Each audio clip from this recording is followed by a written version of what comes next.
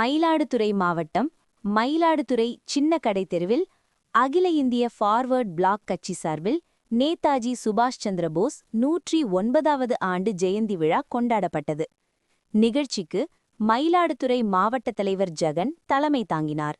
மாவட்ட செயலாளர் மணிகண்டன், பொருளாளர் கலைவாணன், இளைஞரணி செயலாளராக அருண்குமார், மாவட்ட இளைஞரணி தலைவர் கார்த்திகேயன் ஆகியோர் முன்னிலை வகித்தனர். நகர துணை செயலாளர் சுரேஷ் வரவேற்றார்.